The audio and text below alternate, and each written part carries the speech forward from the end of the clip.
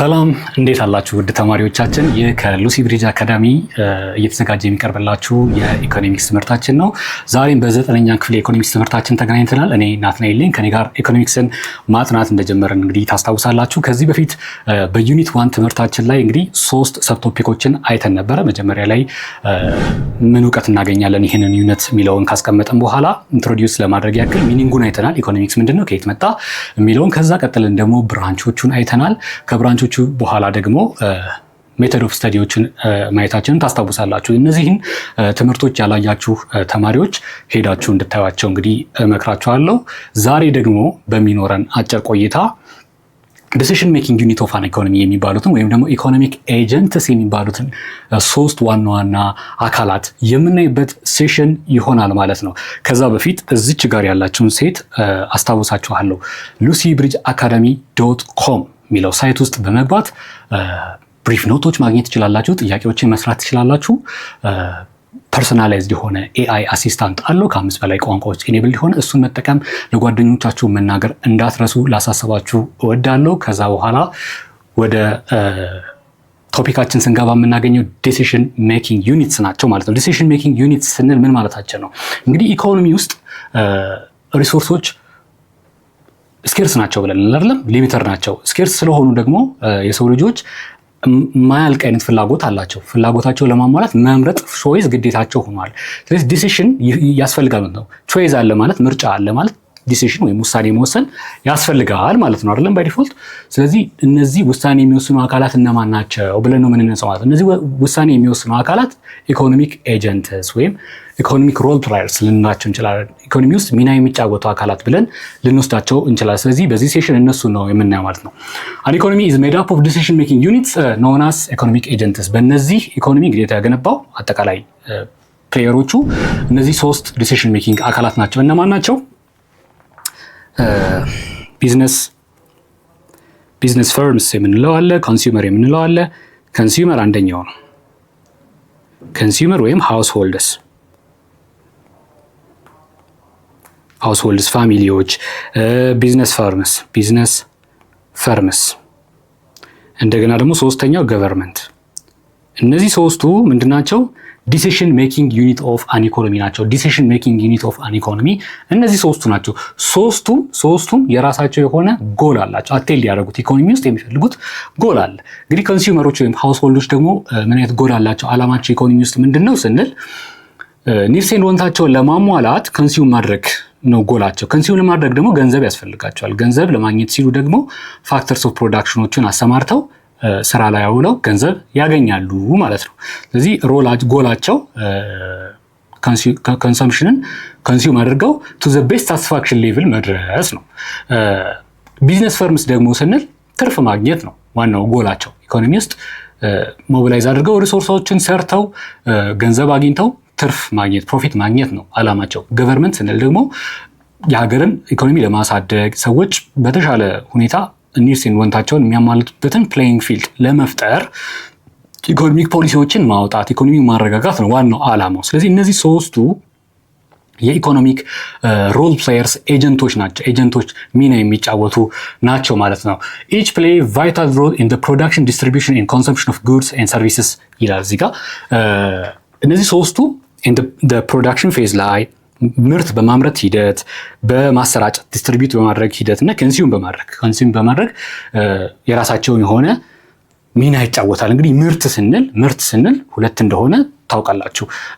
ጉድስ ኤንድ ሰርቪስስ እንላለን። ምርትን አውትፑትን ጉድስ ኤንድ ሰርቪስስ ብለን እንከፍለዋለን። ይህም ማለት ምንድነው? ጉድስ ስንል የምንነኩ የሚዳሰሱ እቃዎች፣ ኮንሱም የምናደርጋቸው ለዕለት ተዕለት ፍጆታችን የምንጠቀማቸው ከዛ ነገር ሳቲስፋክሽን ወይም እርካታ ልናገኝባቸው ፍላጎቶቻችንን ልናሟላ የምንችልባቸው ነገሮች ናቸው። ጉድስ የምንለው የሚዳሰሱ የሚነኩ።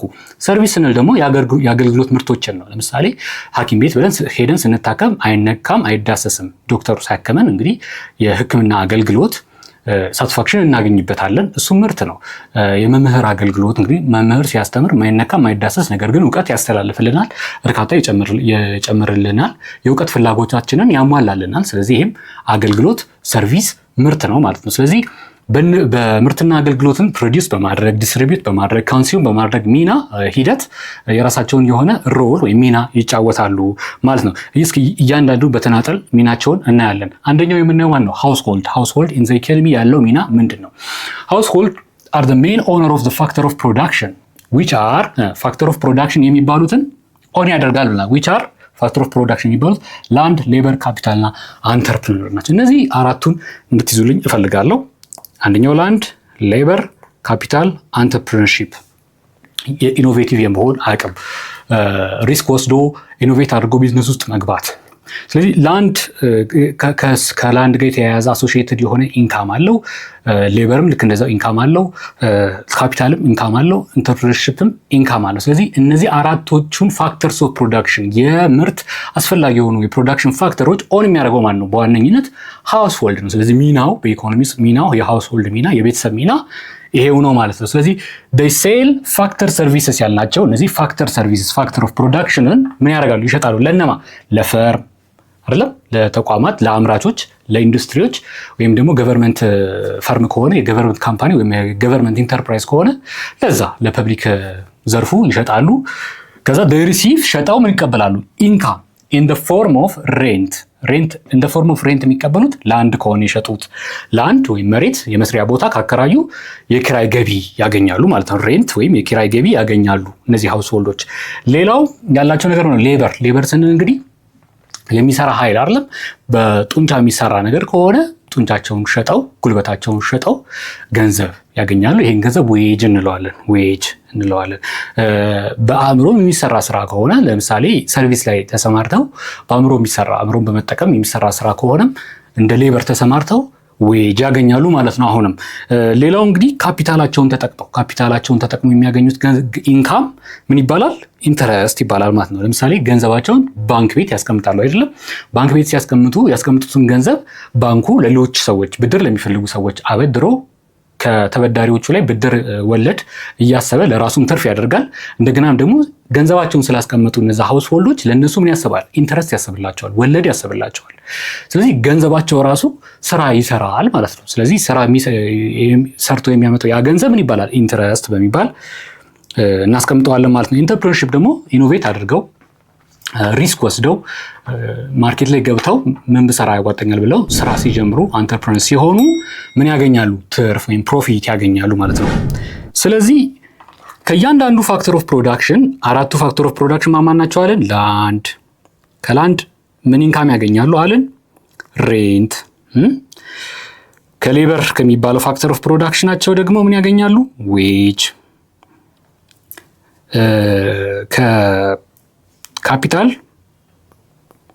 ካፒታል ምን ያገኛሉ? ኢንተረስት። ከኢንተርፕረነርሺፕ ደግሞ ምን ያገኛሉ? ፕሮፊት።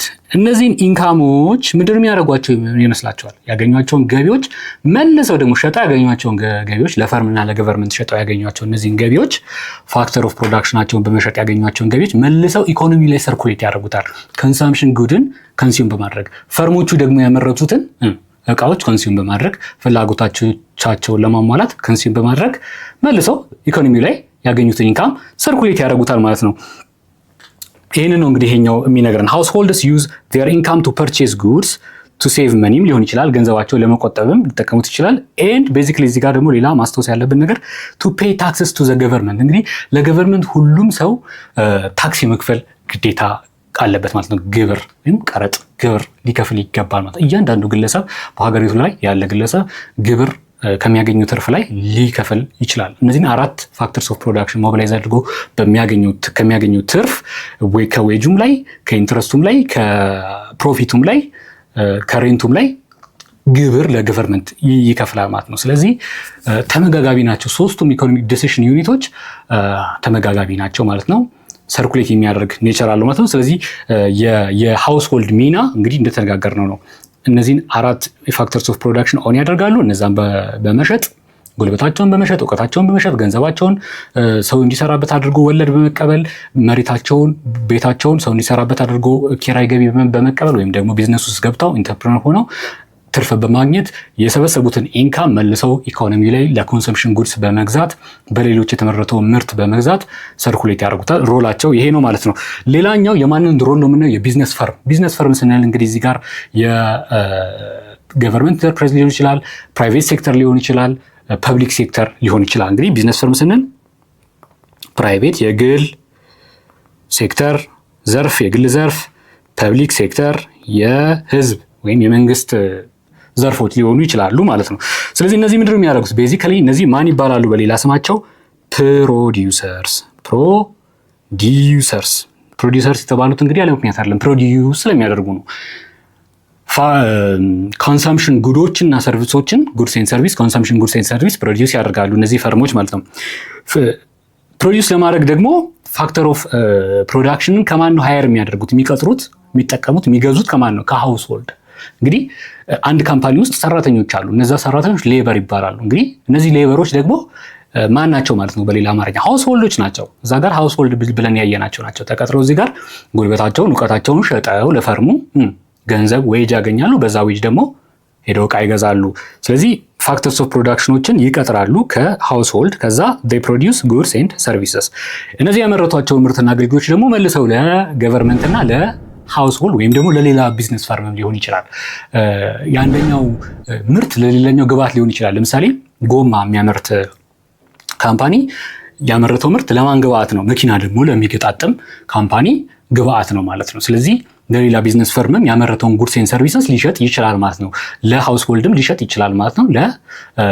ለገቨርንመንትም ሊሸጥ ይችላል ማለት ነው። ከዛ ያገኙትን ገቢ ደግሞ ትርፋቸውን ይወስዱና ለኮስት ኦፍ ፕሮዳክሽን ደግሞ የሚያወጡት አለ። አሁንም ፋክተር ኦፍ ፕሮዳክሽንን ሃየር ለማድረግ ግብራቸውን ለመክፈል ታክስ ለመክፈል ያውሉታል ማለት ነው። ስለዚህ እዚህ ጋር ፎሬን ማርኬቱንም አጽንኦት መስጠት ያስፈልግናል። ሃውስ ሆልድ እና ገቨርንመንት ላይ ይሸጣሉ። ፕላስ ቱዛ ደግሞ ፎሬን ማርኬት ላይ ወስደውም ይሸጣሉ። ለውጭ ምንዛሬ ለማግኘት ያመረቱትን ጉድስ ኤንድ ሰርቪስስ ውጭ ሀገር ሄደው ኤክስፖርት አስደርገው ምርቶቻቸውን ይሸጣሉ ማለት ነው። ሌላኛው እንግዲህ ሚና ያለው ኢኮኖሚው ላይ ገቨርንመንት ነው። ገቨርንመንት ስንል እዚህ ጋር ለመለየት ያክል ከፐብሊክ ሴክተሩ ለመለየት ያክል ጀነራል ገቨርንመንት ብለን ሪፈር እናደርገዋለን።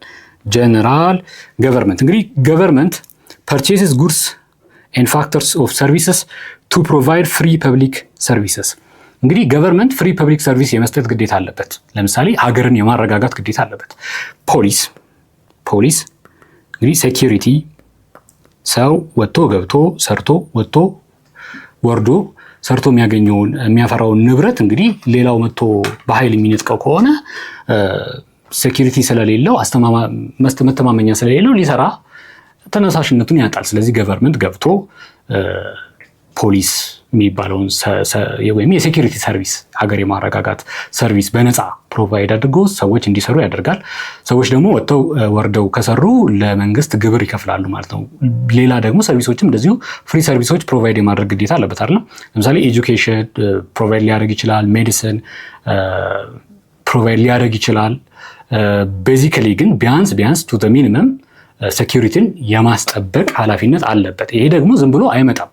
ሰው ቀጥሮ ነው አይደለም። በመንግስት ፖሊስ ቀጥሮ ወታደር ቀጥሮ ነው። እነዚህ ሌበሮች ናቸው። ሌበሮቹ ደግሞ ዌጅ ያስፈልጋቸዋል። ዌጅ ስለሚያስፈልጋቸው እነዚህን ፋክተርስ ኦፍ ሰርቪስ ከሃውስ ሆልድ ለመግዛት ወይም ሌበሮቹን ለማምጣት ዌጅ ስለሚያስፈልገው ታክስ ደግሞ ከዜጎቹ ላይ ሌቪድ አድርጎ ይሰበስባል ማለት ነው። It collects revenue mainly through direct and indirect tax from households and firms.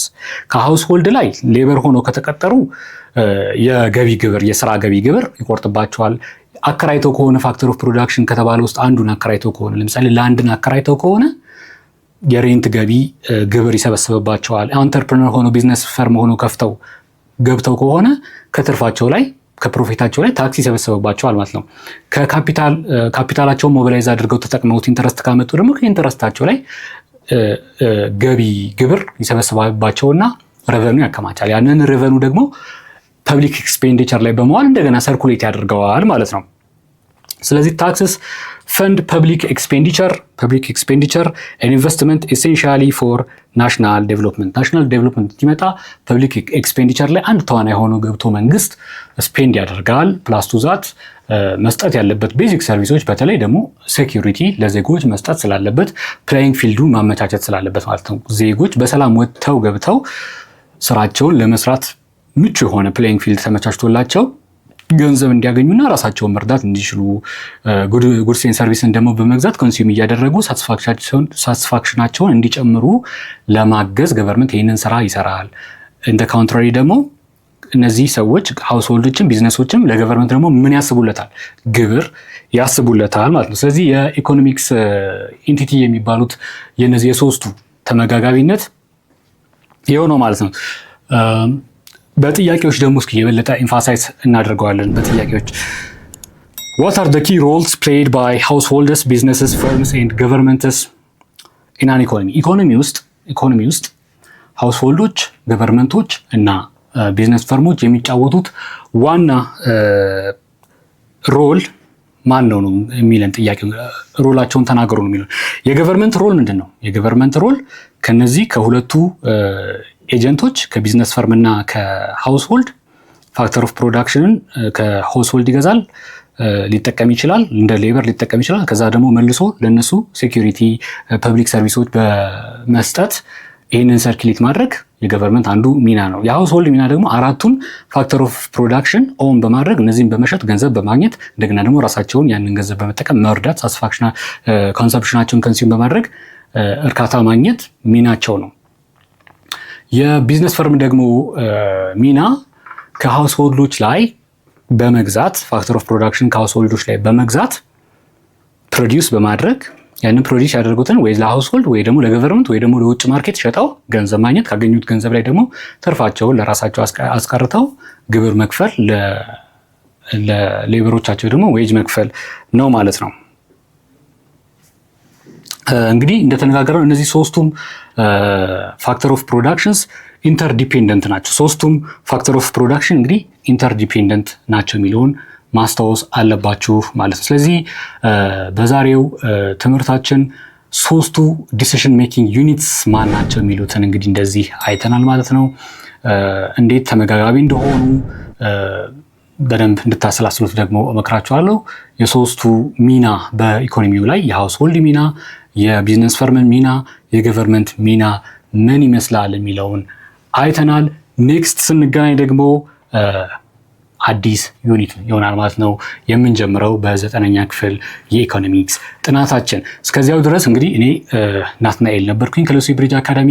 አሁንም ከመውጣቴ በፊት የማስታወሳችሁ ሉሲ ብሪጅ አካዳሚ የሚለውን የቴሌግራም ቻናል መቀላቀል፣ ዩቲዩብን ሰብስክራይብ ማድረግ፣ ደግሞ www.lucybridgeacademy.com የሚለውን ሳይት መጠቀማችሁን እንዳትረሱ ላሳስባችሁ እወዳለሁ። ኔክስት እስከምንገናኝ ሰላም ቆዩልኝ።